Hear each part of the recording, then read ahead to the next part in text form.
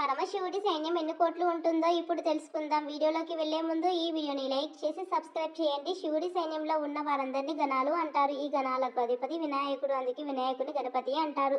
ఈ గణాలు సాధారణ యోధులు కాదు. భూతాలు, పిశాచాలు, రాక్షసులు, యక్షులు, కిన్నెరలు, భైరవుడు లాంటి చాలా భయంకరమైన శక్తులు అన్నీ ఉంటాయి. శివసైన్యం యొక్క ప్రత్యేకత ఏమిటంటే వీరు మనుషుల్లా కత్తులు, బాణాలు మాత్రమే కాకుండా మంత్రాలు, మహాశక్తి రూపాలు మార్చుకోవడం, అగ్ని, గాలి, వర్షం, తుఫాన్లను ఆయుధాలుగా వాడగలరు. పరమశివుడి సైన్యాన్ని లెక్కించడం సాధ్యం కాదు.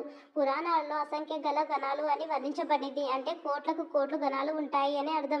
శివగణాలకు ప్రధాన సైన్యాధిపతి వీరభద్రుడు. శివుడు కోపంతో సృష్టించిన ఘోర యోధుడు. ఆయన ఒక్కరే లక్షల సైన్యానికి సమానం. భద్రకాళి వీరభద్రుడితో పాటు దక్షయజ్ఞాన్ని ధ్వంసం చేసింది. నంది మహాదేవుని వాహనం మాత్రమే కాదు, ఆయన ప్రధాన సైన్యాధిపతి కూడా. శివ సైన్యంలో ఉన్నవారు చాలా వింతగా ఉంటారు.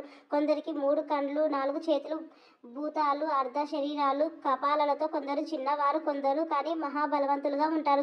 గట్టిగా కేకలు వేస్తూ యుద్ధం చేస్తారు. శివుడి సైన్యం అంటే భూత, ప్రేత, పిశాచాల, యక్ష, రాక్షస గణాల సముదాయం. వీరికి సైన్యాధిపతిగా నంది, వీరభద్రుడు, గణపతి ఉన్నారు. ఇది సామాన్య దివ్య సైన్యం కాదు, ప్రపంచాన్ని కదిలించే శక్తి.